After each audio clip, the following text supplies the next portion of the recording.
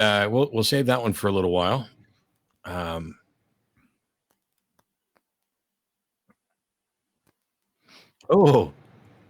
Actually, we won't say that one. We've got Kevin in Arizona who thinks there's a flaw in my logic, or probably better to say that I've made a. Hopefully, he can identify a fallacy because on the question of is it rational to believe in God? Go ahead, Kevin. You're on with Lloyd and Matt. Wow. Okay. Thanks, first of all, for taking my call. And I got to say, I'm really nervous because I've never called into a show like this before.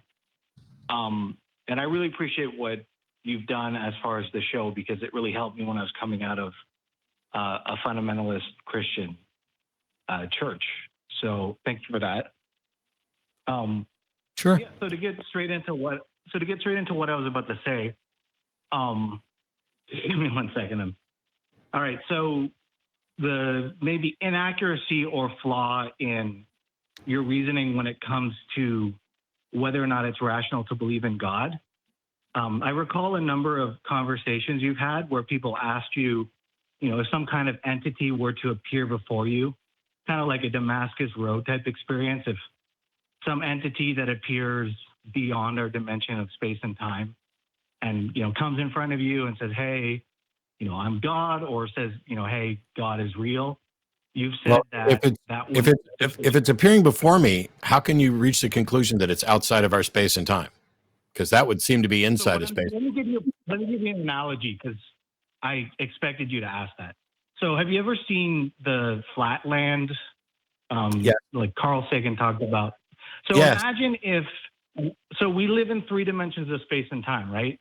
So imagine God existed in a 4th, 5th, 6th, or however many dimensions. Sure, you'd need to actually prove that. You need to prove that. You don't get to just assume it, and you don't get to assume that because you think there's something that's consistent with that therefore it's true. So how can you prove it? It could be an alien. You're right. I'm not saying that it's 100%. What I'm saying is, how can you prove that it's God? Okay, here is the crux of the argument I'm going to make, and I definitely want to be corrected if I'm wrong. I never have the opinion that that's a guarantee. So basically, when you say to people that there's no good reason to believe in God unless you have basically unequivocal empirical evidence. Not the position. I think that. Go ahead. Okay, so then my perspective was wrong. Thank you for correcting me. Let's say my position is that I'm not aware of any good reason to believe in God, and if God is supernatural and the supernatural cannot be investigated and confirmed, I don't know how anybody could have a reasonable belief in anything supernatural. And so from there, I believe that there are ways. Go ahead. Sorry. I'm just saying from there, make the case. Okay, so let me make the case, and this is something that is multifaceted, so I guarantee you I'm going to articulate it poorly, but I'll do my best. So the idea is,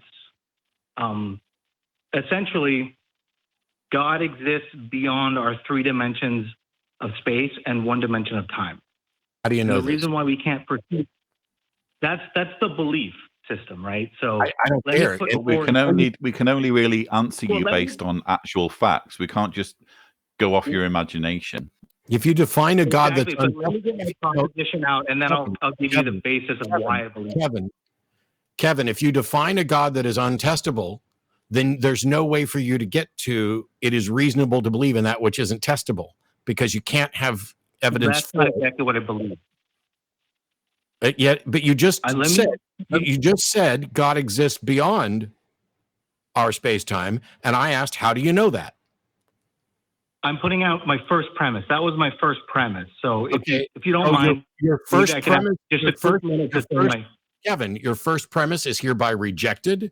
Start over. Okay, sorry. It's reversed. I completely reversed because I'm nervous. That's the conclusion. Let me give you the premises. Okay. Okay, because now see, this is what when you say God exists beyond our reality, and I ask, how do you know that? Why the fuck would you start with the conclusion? Arguments start with premises, and when I ask you why you believe this particular conclusion, I'm asking for the argument. So go ahead, explain to us how we can know that there's a God who. Please have a little bit of empathy for me. This is my first time calling in any show like this. I guarantee you in the comment section right now. I have plenty of empathy. Kevin, but I also have lines full of other people. And so I'm trying to get us to the point of please get out what I'm trying to say. Even finish the sentence. Go ahead. So, Matt, I'm going to try my best to make a good argument, but keep in mind, you are very good at your explaining I'm your aware side. of that. I don't need a preamble or a disclaimer. I just need the damn argument. Okay, let me make the arguments then. Okay, so Thanks for the preamble.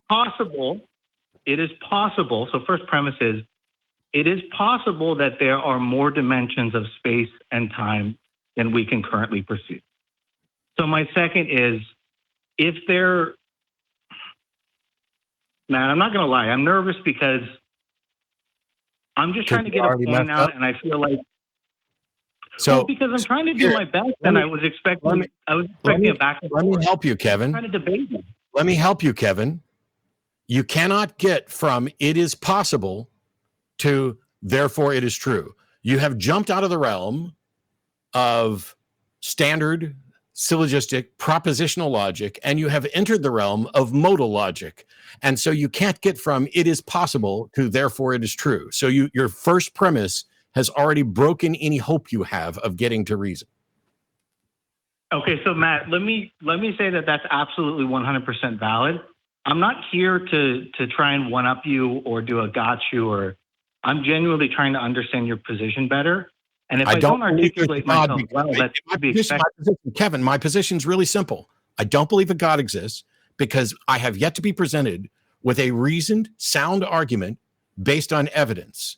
That's it. That's my position. Okay, well, let me address that. Okay, I'm going to do my best to address it. And please, if I make a mistake, please correct me. So scientific understanding is perfect when it comes to understanding the material world, right? So no. What on earth makes you not necessarily perfect? Can I try and help you, Kevin, here? Kevin, I'm going to try and help you for a moment, and I'm going to try and do that by reading the note that you gave our screeners. When you spoke to our screeners, you said, you ask us to demonstrate if God or the supernatural exists, but our ability to comprehend the universe cannot encompass the supernatural. Does that reflect your argument? Correct. And what I was about to argue, and you're correct that modal arguments are flawed when it comes to an absolute as to whether God exists or does not exist. So let me do my best to correct my mistakes. And I'm totally willing to say that I'm wrong if I'm wrong. Keep in mind, I'm nervous. I'm just doing my best, Matt. I appreciate you and I respect you, even if I don't always agree with you. So let me try my best. So it's possible that God exists. So let's go ahead and move further from that. You know, if God exists and God is infinite, it's impossible for a finite mind like ours to fully understand or comprehend God. Kevin, can you hear me? So now you've moved on to another argument that also begins with "it's possible." And this time you're just saying it's possible that God exists. I reject your premise. You have not demonstrated that you have every right to reject both of my premises. But I'm not done yet. And I think it's Kevin, you are done. When a premise is rejected, you don't just keep going on with the argument. It seems like my approach is not best fit to this situation. It would probably be a better approach if it was just a one-on-one conversation. So let me say this then. I have no hope of winning against you in a straight-on debate because, you know, this is your life's work, and I respect the fact that you're passionate about advocating for what you believe, but there's no way I'm ever going to be able to construct an argument that is flawless. Can I tell you my problem with your argument as you expressed it to our screeners? This God, who we are unable to comprehend because we cannot comprehend the supernatural, seems awfully anxious on us comprehending that he is a God and accepting his power and majesty and assigning him certain attributes. So God himself, assuming that you're talking about the Christian God, has a lot to say about us accepting the supernatural, but you're saying, well, we can't accept it, we can't comprehend it. So which is it? Well, let me clarify, because I'm not a Christian anymore because I was in a very fundamentalist Christian church that I was more like a cult. And it really helped me to have this show to get out of it and to see the flaws in their reasoning. What I believe is that this idea that God wants us to believe in him or her or it or whatever, I don't think that it necessarily matters, to God, whether we believe in God or not. I don't believe in a God that creates an eternal hell. He And I don't believe in a seems God to want to destroy which is people who don't believe in him one way or the other, according to the Exactly. I think Bible at that's least. it's an Kevin? awful belief. I think it's disgusting. Kevin, you have abandoned the parts of God that you didn't like. You've invented a God that you do like, and you can't do anything to demonstrate that the new God that you like better is real. So what was the point of calling? So the point of calling was to better understand where you're coming from. And I want to acknowledge that I could talk to you for hours and I could present all the experiences or beliefs or syllogisms or whatever. There's always going to be a flaw in any argument anyone makes about the supernatural. Whether someone says there is a God or there is no God, we can never create an argument that's perfect. Kevin, Because we're talking about something infinite.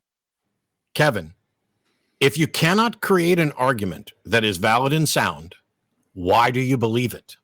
Why would you believe something without a good argument for it? Okay, now let me go to a different piece of evidence that I think you don't believe either. Personal experience. It's a good question. I want to hear your answer to that. I'd love to. Why would you do it back to front? Why would you say, this is what I want to believe, and now I'm going to go looking for arguments to support it? Why wouldn't you first have the reasons to believe something and then believe it? Why are you doing it the other way around? Let me give you an example. Now, it's a very short story. I'll do as quick as I can to tell you it was very telling. It was a synchronicity. I know you. We do have other term, callers, but you Kevin, and it was a very straightforward question. Go ahead with the question again, and I apologize for not answering it. So what you're doing is you're saying, I want to believe this. And what I'm going to try and do is find all sorts of arguments to support what I want to believe. Why are you doing it that way around? Why aren't you instead examining the evidence and coming to your conclusions accordingly? I have done that, and I've spent a long time of my life both as a theist and an atheist. I went from being an agnostic, kind of not wishy-washy, to a fundamentalist Christian, to an atheist, to maybe more of a believer in God, but not a believer in the kind of monotheistic Abrahamic God. So if I'm wrong, I want to know that I'm wrong. Like a lot of people you haven't call answered in and the they question, want to. and it was a really good question. But if you don't want to answer it, then that's fine. So I'm sorry. And again, I'm nervous, and I know I'm not making the best points. But this is my answer. I don't know whether God exists or whether God doesn't exist. And for me, it's more of a following of a gut feeling or an intuition. And I agree that I have a cognitive bias. I would rather there be meaning in the universe than no meaning. So I agree that I'm biased. Kevin, what you're saying is you don't care whether or not, you don't care what the truth is. And you called in to challenge what it says here from the call screener is that there's a flaw in my logic about what is or isn't reasonable. And now after this discussion with Lloyd trying to get you to answer questions and me trying to get you to answer questions, now your position is, I don't really care whether or not it's reasonable. I have a bias. I want this to be the way it is, so I'm going to go with it. Thank you for completely wasting my time, Kevin, and Lloyd's time. If you want to call in and have a logical argument, a discussion, cool. If your argument is flawed, we'll point it out. You don't have to say, oh, if I made a mistake, tell me. Trust me, we'll tell you. I mean, that's what we do. But if you begin with X is possible, and you don't demonstrate that X is possible, and you begin with X is true, or this might be the case, or anything like that, that isn't going to get us to the God that you're talking about. And then after dancing around, all that you've got left is, well, personal experience.